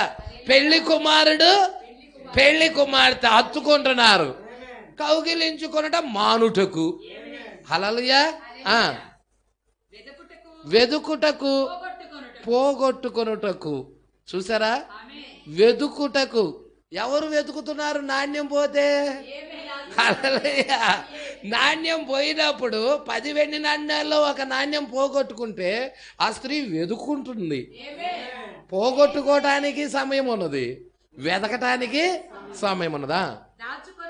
దాచుకోవటానికి, పారవేయటానికి, చింపుటకు, కుట్టుటకు, మౌనంగా ఉండుటకు, మాటలాడుటకు, ప్రేమించుటకు, ద్వేషించుటకు, యుద్ధము చేయుటకు, సమాధానపడుటకు, కష్టపడిన వారికి తమ కష్టము వలన ప్రైజ్లా వీటన్నిటికీ సమయం కలదు. అదేనా మొదటి వచనంలో, ప్రతి దానికి సమయము కలదు, ఆకాశం కింద ప్రతి ప్రయత్నమునకు సమయం కలదు. హల్లెలూయా. ప్రతి దానికి ఈరోజు వర్తమానం స్వీకరించడానికి కూడా సమయం వచ్చింది. రూతు నిర్ణయించుకునే సమయం వచ్చింది. వాక్యాన్ని అంగీకరించే సమయం వచ్చింది. హల్లెలూయా. రెబెకా నిర్ణయించుకునే సమయం వచ్చింది. అందుకే అంటున్నాడు ఇక్కడికి రండి. హల్లెలూయా. ఇక్కడ ఏమంటున్నాడో చూడండి. 122వ పేర ఇక్కడ చూసారా? 6వ ముద్ర విప్పినప్పుడు నేను చూడగా పెద్ద భూకంపం కలిగెను. Praise Lord. 6వ ముద్ర కింద పెద్ద భూకంపం కలిగింది అని యోహాను చెప్పెను. ప్రకృతి అంతయు గలిబిలైపోయింది. హల్లెలూయా. 6వ ముద్ర కింద ప్రకృతి అంతా గలిబిలి, ప్రకృతి తలక్రిందులైపోతా ఉంది. 7వ ముద్ర కింద బాగు చేయబడుతుంది. గలిబిలైన వాళ్ళందరిని బాగు చేస్తా ఉన్నాడు. Praise Lord. అందుకే ఇక్కడ చూడండి, వ్యాధిగ్రస్తులు స్వస్థపరచుటకు, గుడ్డివారి కళ్ళు తెరచుటకు వంటి గొప్ప కార్యాలు దేవుడు చేయుచున్నాడు. అయితే ఆ సృష్టి యావత్తును తలక్రిందులగుటను మనం ఇచ్చట కనుగొన్నాం 6వ ముద్రలో. అవును, సమస్త సృష్టికి ఏమి సంభవించినో గమనించండి. భూకంపం, సూర్యుడు నలుపవటం, చంద్రుడు కాంతిని ఇవ్వలేకపోవటం. చంద్రుడు హల్లెలూయా. అదేంటి 6వ ముద్ర. 7వ ముద్రలో చంద్రుడు కాంతినిస్తుండు, వెలుగునిస్తున్నాడు. వెలుగును ప్రకాశింపజేయగల ఒక ఆయన ఉన్నాడు. ఇప్పుడు మనము వధువు వెలుగునిస్తా ఉన్నది. లోకం వెలుగుని ఇవ్వటల్లా, వధువే వెలుగునిస్తుంది. అందుకంటున్నాడు చంద్రుడు తన కాంతిని ఇవ్వడు 6వ ముద్రలో. 6వ ముద్రలో చంద్రుడు కాంతిహీనమైపోతున్నాడు. హల్లెలూయా. నక్షత్రాలు కదలి మరియు పడిపోయినాయి. 6వ ముద్ర, ఈ 6వ ముద్ర తెరవబడినది. తెరవబడినప్పుడు సరిగ్గా ఆ సమయంలోనే సమస్తమునకు ఎందుచేత ఈ విధముగా జరుగుచున్నదో గమనించండి. హతసాక్షుల గురించి ప్రకటించిన వెంటనే అది సంభవించును. చూడండి, హతసాక్షుల గురించి పూర్తయినది. ప్రైజలా వచ్చింది చూడమ్మ తోలో 124వ పేర. ఇప్పుడు మీరు చూడండి, మనము ఆ గడియకు చాలా సమీపముగా ఉన్నాం. ఏమంటున్నాడండి? ఆ గడియకు చాలా సమీపముగా ఉన్నాం. మనము ఏ సమయంలోనైనాను చూసారా? ఏలయనగా సంఘము పైకి ఎత్తబడుటకు సిద్ధముగా ఉన్నది. సంఘము అని చెప్తున్నాడు, సంఘము కాదు వధువు. అదే క్లియర్ చేస్తాడండి, ఇక్కడే చేస్తాడు. అయితే గుర్తించుకోండి, ఈ కార్యాలు జరిగినప్పుడు వధువు ఇక్కడ ఉండదు, వధువు ఇక్కడ ఉండడు. వధువు వెళ్ళిపోయి ఉండును. వాటిలో దేని గుండా ఆమె వెళ్ళవలసిన అవసరమే లేదు. ఆ శ్రమల్లో దేని గుండా కూడా ఈమె వెళ్ళాల్సిన అవసరం లేదు. ఇది శ్రమల సమయం. 6వ ముద్ర శ్రమల సమయం. సంఘము శుద్ధీకరించబడును. అది సంఘముపై, ఆమెపై ఉంచబడి ఉన్నది. సంఘమైతే శ్రమల్లోకి వెళుతుంది, వధువైతే శ్రమల్లోకి వెళ్ళదు. ఆమె ఎత్తబాటులో వెళ్తుంది. అందుకే సంఘము శుద్ధీకరించబడు కార్యం అది సంఘముపై, ఆమెపై ఉంచబడి ఉన్నది. దాని ద్వారా ఆమె పోవాలి. ఆమె శ్రమల ద్వారా పోవాలి. ఎవరు? వధువు కాదు, సంఘం. అయితే వధువు శ్రమలను ఎదుర్కొనదు. ఆయన తన యొక్క ప్రియురాలిని తీసుకొని పోవును. ఆమె విమోచించబడి ఉన్నది. అది ఒక విధముగా ఆయన యొక్క సొంత ఎన్నిక. ఆయన యొక్క సొంత ఎన్నిక. ఏ పురుషుడైనా తన వధువును ఆ విధముగానే ఎన్నుకొనును. చూసారా? ఇప్పుడు భూకంపం. Praise Lord. ఇప్పుడు మనము లేఖనాలను పోల్చి చూచెదాం. నేను నేను కోరుచున్నాను. మీ యొద్ద పెన్సిళ్ళు కాగితాలు ఉన్నాయా? నా కొరకు ఒక కార్యం చేయవలనని నేను మిమ్మల్ని కోరుచున్నాను. మీరు రాసుకొనవలెనని కోరుచున్నాను. దీన్ని రాయండి. మీరు టేబు కొనని ఎడల వ్రాసుకోండి. ఇప్పుడు మీరు వ్రాయిచుండగా నాతో కూడా మీరు చదవాలని నేను మిమ్మల్ని కోరుచున్నాను. 126వ పేర. ఈ గొప్ప సంఘటన గురించి లేఖనాల్లో మనము పోల్చి చూచుచుండగా, గొప్ప సంఘటన, సామాన్యమైన సంఘటన కాదు ఇది, గొప్ప సంఘటనను గురించి లేఖనాల్లో మనం పోల్చి చూచుచుండగా, విమోచన గ్రంథములో 6వ ముద్రలో గల ఆ గొప్ప రహస్యమును, ప్రైజ్లా, విమోచన గ్రంథం 7 ముద్రలతో ముద్రించబడిన గ్రంథం, ఇది విమోచన గ్రంథం. ఈ విమోచన గ్రంథములో 6వ ముద్రలో గల గొప్ప మర్మం, రహస్యం లేక మర్మం మనం చూచెదము. అది గొప్పది, ఆ రహస్యము, ఆ మర్మాన్ని చూద్దాం అంటున్నాడు. సామాన్యమైన విషయం కాదు ఇది. Praise the Lord. అన్నిటికంటే గొప్ప కార్యం, గొప్ప మర్మం, రహస్యం కూడా. మరి ఆ రహస్యాలు ఈజీగా అర్థం అవ్వాలంటే మణులు, రత్నాలు పైన దొరకవు, చాలా లోతులో దొరుకుతాయి. అవి చాలా లోతులో ఉంటాయి అవి. Praise the Lord. విలువైన సంపద అంతా కూడా అలాగే ఉంటుంది. మనము కూడా, యేసుక్రీస్తు పేతురుతో అన్నాడు, నీ నావని లోతుకు నడిపించి వలయమని. ఇప్పుడు మనము కూడా ఏం చేయాలి? మన నావలని లోతుకు నడిపించాలి. ఎక్కడా లోతుకి? వాక్యం లోతుకి తీసుకెళ్ళాలి. వాక్యం లోతుకు మనం తీసుకెళ్ళి అక్కడ వలేస్తే అక్కడ దొరుకుతాయి. Praise the Lord. అందుకే ఇక్కడ అంటున్నాడు, ఆ గొప్ప రహస్యము లేక మర్మం మనం చూచుదాం. ఇప్పుడు గుర్తించుకోండి, ఇవి దాగి ఉన్న మర్మాలు.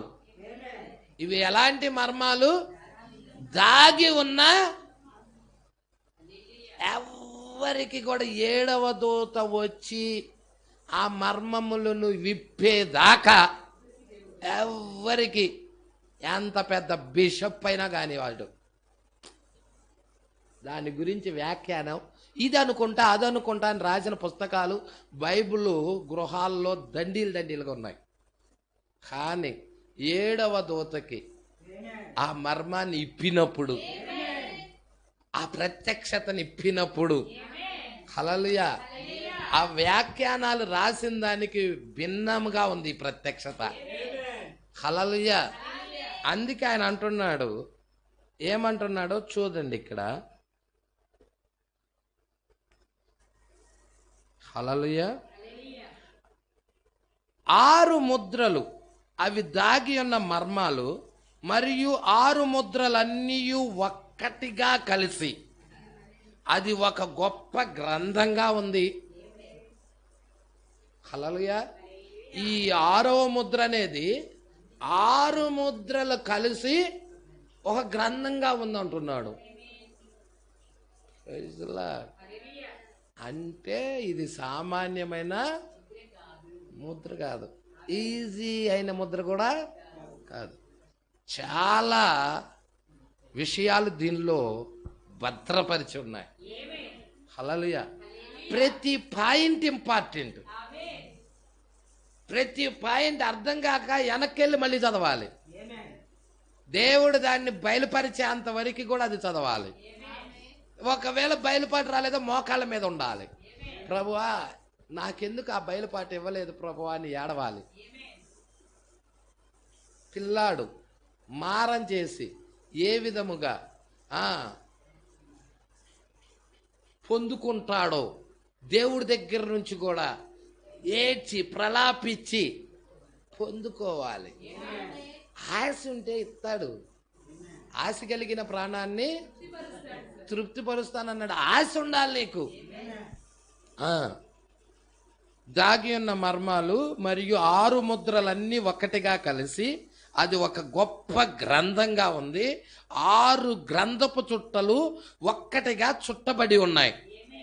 మరియు విమోచన గ్రంథంలో ఉన్న సమస్తము ఇది విప్పుతుంది.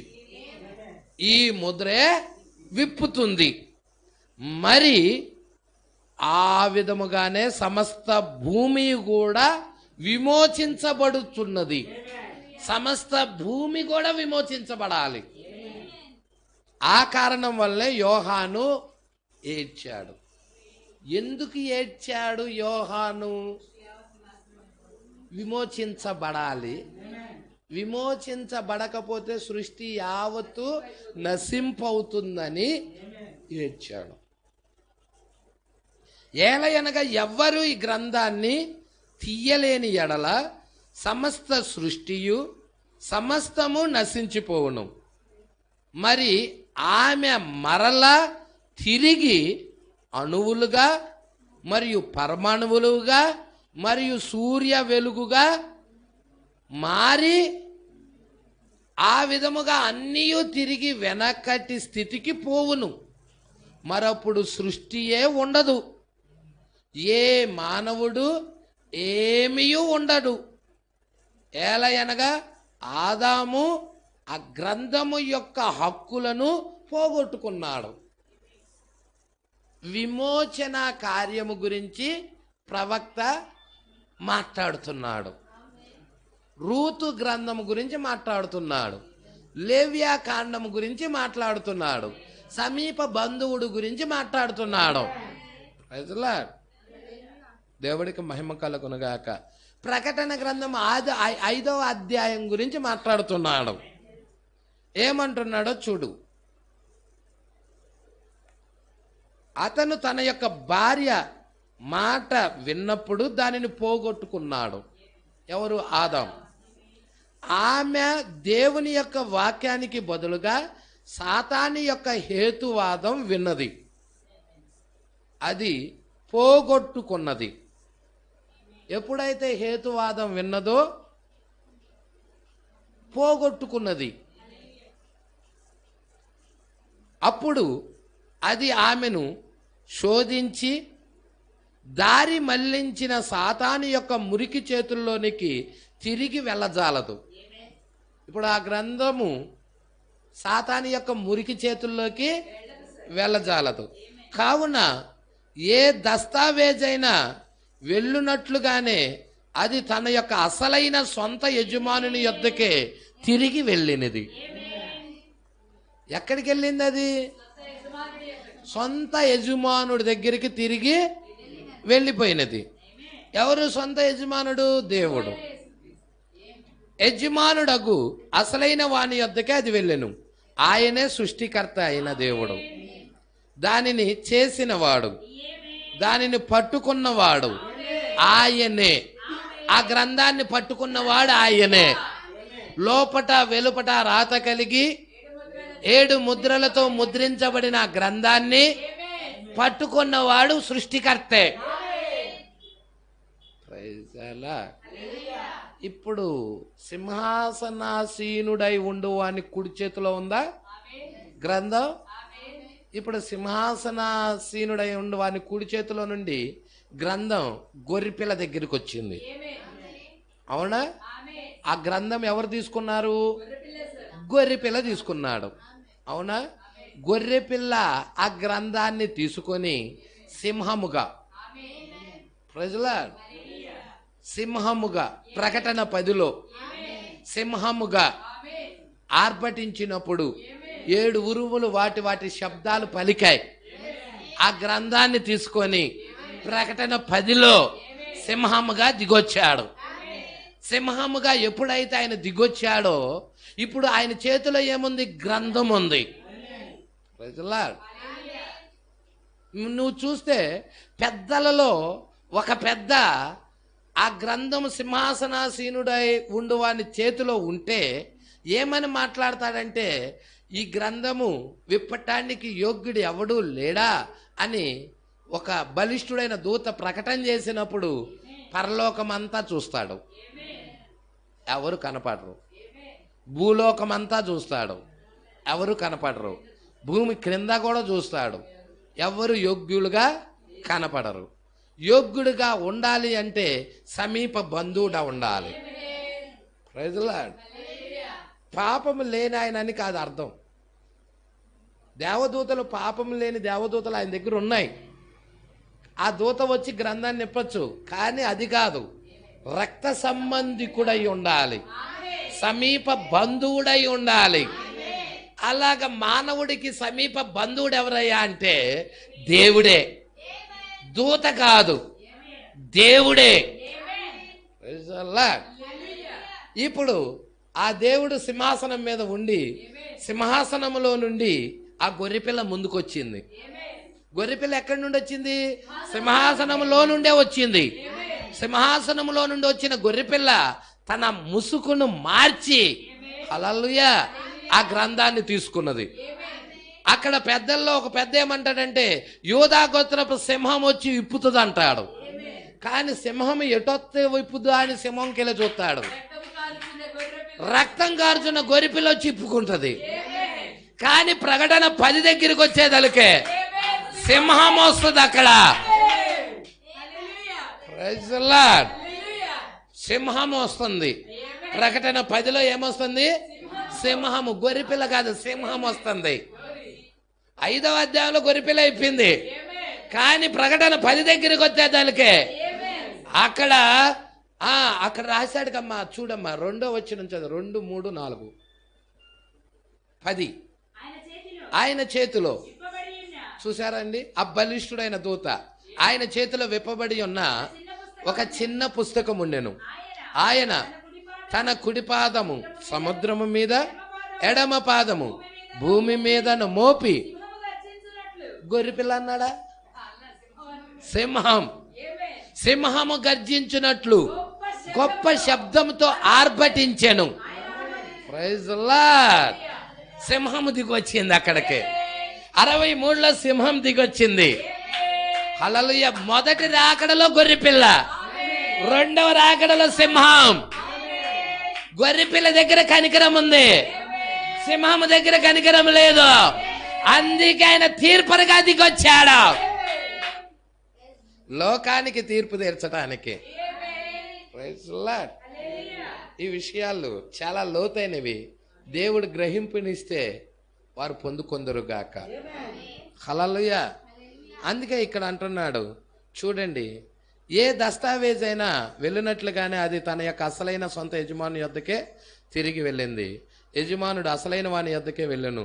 ఆయనే సృష్టికర్త అయిన దేవుడు, దాన్ని చేసినవాడు, దాన్ని పట్టుకున్నవాడు ఆయనే. 129వ పేర. మరియు అక్కడ దానికి ఒక వెల ఉన్నది, అది ఏ విమోచన. ఏమున్నది అంటున్నాడు? వెల. వెల వెల ఉన్నది, అది ఏ విమోచన. అది ఏ విమోచన. విమోచనకు కొంత వెల ఉన్నది, దాన్ని చెల్లించగల వారెవరూ లేరు. ఆ వెలను చెల్లించగలిగిన వారు ఎవరూ లేరు. ఎందుకంటే అందరిది పాపపూరితమైన రక్తమే. ఆదంలో నుండి వచ్చిన వాళ్ళంతా పాపపూరితమైన రక్తమే. హల్లెలూయా. శరీరేచ్ఛల ద్వారా వచ్చిన ప్రతివాడిది కూడా పాపపూరితమైన రక్తమే. కావున ఆయన చెప్పెను, ఆయన తన యొక్క చట్టములను చేసెను. ఒక సమీప బంధువుడగు విమోచకుడుగా ఉండుటకు ఆయన యొక్క సొంత చట్టాలు గలవు. పిదప వారు ఎవరిని కనుగొలేకపోయిరి. ప్రతి మానవుడు శరీరేచ్ఛను బట్టి, శరీర వాంఛను బట్టియే జన్మించారు. మూల పాపం అందే అతడు ఉండెను. సాతాను మరియు అవ్వ పాపం చేసిరి, కావున అతడేమి చేయలేకపోయాను. అతనిలో ఏమీ లేదు. ఏ పరిశుద్ధ పోపు గాని, యాజకుడు గాని, డాక్టర్ డిగ్రీ పొందిన వేదాంతజ్ఞుడు గాని, ఏ వ్యక్తి అయినా కానీ అందుకు యోగ్యుడు కాదు. మరియు ఒక దూత కూడా దానిని చెయ్యలేదు. ఒక దేవదూత కూడా వచ్చి నేను విడిపిస్తానని దాన్ని చెయ్యలేదు. ఏలయనగా అది సమీప బంధువుడకు విమోచకుడుగా ఉండవలెను. అతడు ఒక మానవుడిగా ఉండవలెను. మానవుడిని విమోచించటానికి మానవుడే రావాలి. మానవుడి విమోచించుటకు మానవుడే రావాలి. దూతల నిర్మాణం వేరు, మానవుల నిర్మాణం వేరు. Praise the Lord. కాబట్టి దేవదూత యోగ్యుడుగా లేదు. Praise the Lord. అందుకే 130 అంతటా దేవుడు ఒక మానవ శరీరం ధరించి కన్యక ద్వారా జన్మించి తానే సమీప బంధువుడయ్యాడు. ఇదే రూతు గ్రంథం చూపిస్తుంది, ఇదే లేవియా కాండం చూపిస్తుంది, ఇదే ప్రకటన గ్రంథం 5వ అధ్యాయం చూపిస్తుంది. Praise the Lord. సమీప బంధువుడయ్యను. మరియు ఆయన తన రక్తమును చిందించెను. అది ఒక యూదుని రక్తము కాదు, ఒక అన్యుని రక్తము కాదు. మరి అది దేవుని యొక్క రక్తం. అది దేవుని యొక్క రక్తం. యేసుక్రీస్తు రక్తం యూదుడిది కాదు, అన్యుడిది కాదు, అది మానవుడిది కాదు, అది దేవుని రక్తం. హల్లెలూయా. మనము దేవుని యొక్క రక్తము ద్వారా రక్షించబడి ఉన్నామని పరిశుద్ధ గ్రంథము చెప్తుంది. పరిశుద్ధ గ్రంథము యూదుని రక్తము వల్ల నువ్వు రక్షించబడ్డావని చెప్పటల్లా, లేకపోతే అన్యుని రక్తము వల్ల నువ్వు రక్షించబడ్డావని చెప్పటల్లా, దేవుని రక్తము ద్వారాగా మనం రక్షించబడ్డామని పరిశుద్ధ గ్రంథం చెప్తుంది. తండ్రి రక్తమును కుమారుడు కలిగి ఉన్నాడు, మనము దానిని ఎరిగి ఉన్నాం. ఎందుకంటే పురుషుడు యొక్క కణము హిమోగ్లోబిన్ ఉత్పత్తి చేయును, కావున మనము కనుగొని ఉన్నాం. కోడి పెట్ట గుడ్డు పెట్టును, కోడి పెట్ట గుడ్డు పెట్టును, అది గుడ్లు మాత్రమే పెట్టును. అయితే పుంజు అంటే మొగది లేక దాని జత కోడి దానితో కలుసు కొననిచో అది పొదగదు, అది ఫలవంతము కాదు. స్త్రీ గుడ్డును మోసుకొని పోవు పొదుగు యంత్రము వంటిది మాత్రమే. అయితే గుడ్డు దాని యొక్క జీవము మగవానిలో నుండి వచ్చును. ఎక్కడి నుండి వస్తుంది? కోడి పుంజులో నుండి కోడి పెట్టలోకి వస్తుంది. అందుకు కోడి ఒక జంతువుని తీసుకుంటున్నాడంటే ఆ జంతువులో ఎలాగ జరుగుతుందో మనుషుల్లో కూడా అలాగే జరుగుతుందని చెప్తున్నాడు. జన్యువు మగవాడిలోనే ఉన్నది కానీ ఆడవానిలో జన్యువు లేదని స్పష్టంగా చెప్తున్నాడు. కావున ఈ సందర్భంలో దేవుడు తానే పురుషుడుగా ఉన్నాడు. Praise the Lord. ఇక్కడ సంఘం అంటే స్త్రీ, దేవుడేమో పురుషుడు. జన్యువు ఆయనలో ఉంది, విత్తనాలు ఆయనలో ఉన్నాయి. Praise the Lord. ఈ సందర్భంలో దేవుడు తానే పురుషుడుగా ఉన్నాడు. మరి ఆ కారణం వల్లనే నేను చెప్పుచున్నాను, పైది క్రింద నున్నది మరియు పెద్దది చిన్నదిగా ఉండును.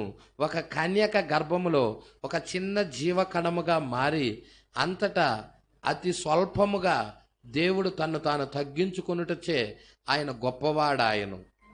అక్కడ దాని చుట్టూ ఆయన జీవాణువులను మరియు రక్తమును ఉత్పత్తి చేసెను. ఆ విధముగా పుట్టి భూమిపైన పెరిగెను. మరియు ఆ విధమైన కల్తీ లేని, ఎటువంటి శరీరేచ్ఛల లేని ఒక ప్రారంభమును ఆయన కలిగి ఉండెను. యేసుక్రీస్తు ఎలా వచ్చాడో చెప్తున్నాడు. యేసుక్రీస్తు వచ్చేటప్పుడు అయ్యా ఆ జీవకణము, మరి ఆయన జీవకణము మరియా అన్నం తీసుకున్నాడేమో అంటే అది కూడా కాదు. అండమును ఆయనే సృష్టించుకున్నాడు, జీవకణాన్ని ఆయనే కలగజేసుకున్నాడు. అది మరియా అండము కూడా కాదు, ఏసేపు జీవకణం కూడా కాదు. రెండు దేవుడే సృష్టించాడు ఒక స్త్రీ గర్భములో. Praise the Lord. పట్టుకుంటున్నారా? కాబట్టి ఇక్కడ లేఖనం ఎంత స్పష్టంగా చెప్తుందో చూడండి. 133వ పేర. మరియు ఆయన తన యొక్క రక్తము ఇచ్చెను, ఏలయనగా ఆయన మన కొరకు సమీప బంధువుడాయను. ఆయన సమీప బంధువుడకు విమోచకుడై ఉండెను. ఆయన తన రక్తమును ఉచితముగా అర్పించెను. ఆయన దానిని చేయవలసిన అవసరము లేదు, విమోచించుటకై ఆయన దానిని ఉచితముగా ఇచ్చెను. విమోచన కార్యక్రమము జరిగించడానికి ఆయన ఆ రక్తాన్ని చిందించాల్సి వచ్చినది. పిదప దేవుడు తన చేతులలో విమోచన గ్రంథం పట్టుకొని ఉండగా, హల్లెలూయా, ఆయన దేవుని యొక్క బలిపీఠం యొద్దకు వెళ్ళి కనిపెట్టుచుండెను. మరియు రక్తము కారుచున్న గొర్రెపిల్ల బలి ఇచ్చు ఆ బలిపీఠం మీద నిలబడుకొని ఉన్నది. విమోచించుటకు మధ్యవర్తిత్వము చేయుచు అక్కడ గొర్రెపిల్ల ఉన్నది. ప్రజల రక్తము కారుచున్న గొర్రెపిల్ల బలి ఇచ్చి ఆ బలిపీఠం మీద ఆ బలిపీఠం మీద నిలబడుకొని ఉన్నది. విమోచించుటకు మధ్యవర్తిత్వం చేయుచు అక్కడ గొర్రెపిల్ల ఉన్నది. మరి ఆ విధముగా ఉండగా ఆ మరియా లేక యేసేపు లేక ఎవరైనా ఏ ఇతర మర్త్యులైనా ఏ విధముగా ఎట్లు ఒక మధ్యవర్తులుగా ఉండగలరు? వాళ్ళెవ్వరూ మధ్యవర్తులు కాదు. మరియాను పూజిస్తారు కొంతమంది. రోమన్ క్యాథలిక్ మరియాను ఆరాధిస్తుంది, మరియాను దేవత చేస్తుంది. కానీ మరియా నీవలే నావలే ఒక పాపి. ఆమె లైంగిక పరంగానే జన్మించింది. ఆమె దేవత కాదు, దేవుడు కాదు. అర్థమవుతుందా? కాబట్టి లేఖనం ఏం చెప్తుందో చాలా జాగ్రత్తగా చూడండి. మరియా కానీ లేక యేసేపు కానీ లేక ఎవరైనా కానీ ఏ ఇతర మర్త్యులైనా కానీ ఏ విధముగా ఎట్లు మధ్యవర్తులుగా ఉండగలరు? మరియా మనకు మధ్యవర్తురాలా? లేకపోతే చనిపోయిన పరిశుద్ధులు ఎవరైనా మధ్యవర్తులు గారా? ఎవరు లేరు. హల్లెలూయా. దేవుడే, యేసుక్రీస్తు అని నరుడే మానవుడికి దేవుడికి మధ్యవర్తి. Praise the Lord. అక్కడ రక్తం లేకుండా మీరు మధ్యవర్తిత్వం చేయలేరు. మరియా ఏమైనా రక్తం చిందించిందా? మరియా ఏమైనా రక్తం కార్చిందా? మరియా రక్తం ద్వారా మనం విమోచించబడ్డామా? యేసేపు రక్తం ద్వారా మనం విమోచించబడ్డామా? రక్తం లేకుండా మధ్యవర్తిత్వం లేదు. మధ్యవర్తిత్వం జరిగించాలంటే అక్కడ రక్తం ఉండాలి. ఆయన యొక్క రక్తం బలిపీఠం మీద ఉండాలి. Praise the Lord. యేసుక్రీస్తు మధ్యవర్తిత్వ పనిని జరిగిస్తున్నాడు 7 సంఘకాలాల్లో. 7 సంఘకాలాల్లో మధ్యవర్తిగా ఉన్నాడు ఆయన. అంటే అక్కడ బలిపీఠం మీద ఏముంది? రక్తం ఉన్నది. అందుకే ఆయన యోగ్యుడు. Praise the lord. మధ్యవర్తిత్వము చెయ్యాలి అంటే అక్కడ రక్తం ఉండాలి. రక్తం లేకుండా మధ్యవర్తిత్వం చెయ్యలేరు. అవునండి. దేవునికి మరియు మానవునికి మధ్య ఒకే ఒక్క మధ్యవర్తి ఉన్నాడు. ఆయనే యేసుక్రీస్తు. లేఖనాలు దాన్నే చెప్పుచున్నవి. అదుగో అక్కడ ఆయన నిలబడి ఉన్నాడు. అక్కడ ఆయన నిలబడి ఉన్నాడు. చూసారా? ఇప్పుడు పుస్తకం ఏమో సింహాసనం మీద కూర్చున్న వాని చేతిలో ఉంది.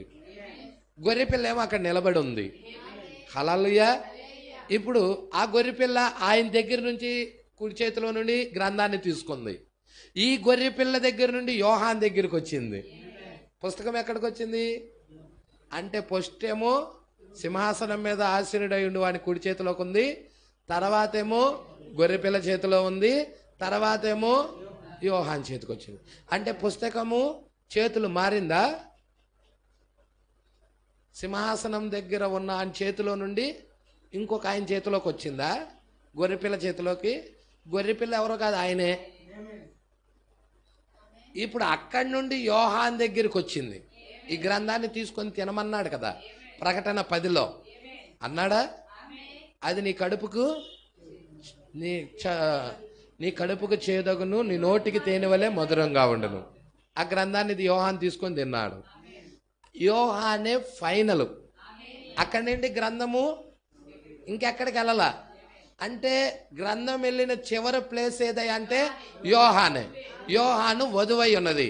ఇప్పుడు గ్రంథము ఎవరి దగ్గర ఉందంటే, ఇప్పుడు గ్రంథము మీరు చూస్తే గ్రంథము వ్యక్తుల చేతుల్లో మారటల్లా, గ్రంథము ఎల్లప్పుడూ ఒకే ఆయన చేతిలో ఉంది. సింహాసనాసీనుడై ఉండు వాని చేతిలో ఉన్నది. అక్కడ ఆయనే రూపాన్ని మార్చుకొని గొర్రెపిల్లగా వచ్చాడు. ఆయనే వధువులో ఉన్నాడు.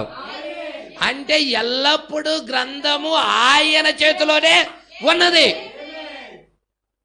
గ్రంథము ఒకళ్ళ చేతుల తర్వాత ఒకళ్ళ చేతులు వెళ్ళటల్లా, గ్రంథము ఎల్లప్పుడూ ఆయన దగ్గరే ఉంది. Praise the Lord. అందుకే ఇక్కడ అంటున్నాడు చూడండి, ఎన్నో పేరమ్మా?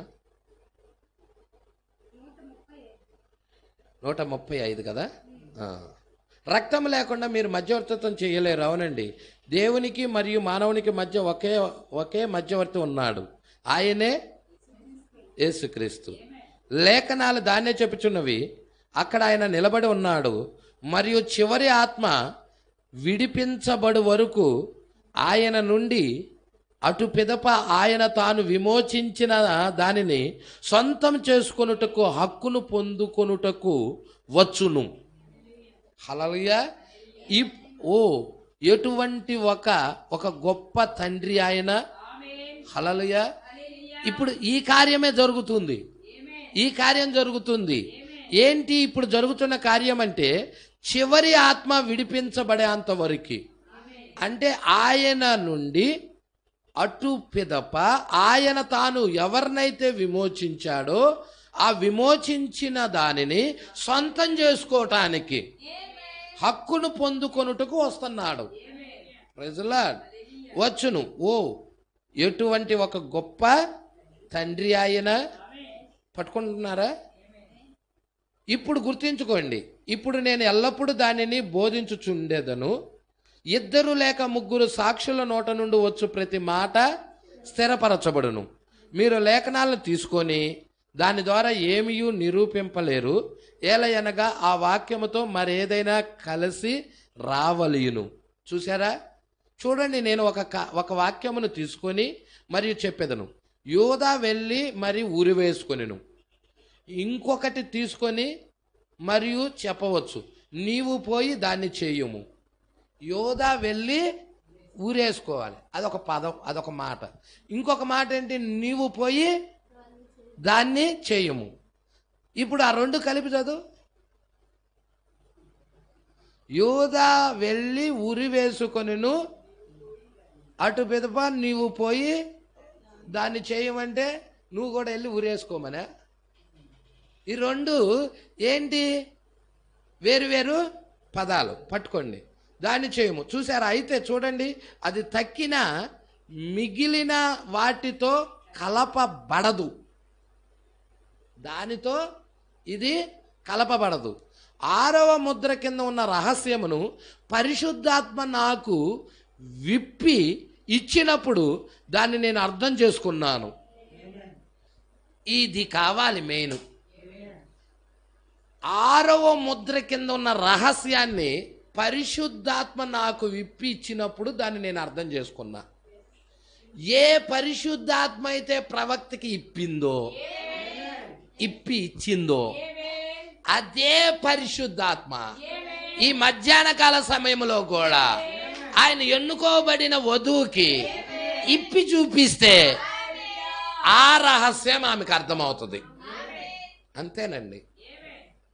ప్రయాసపడు వాని వల్లైనా పొందగోరు వాడి వల్ల కాదు, కనికరించు దేవుడి వల్లే సమస్తం సాధ్యం.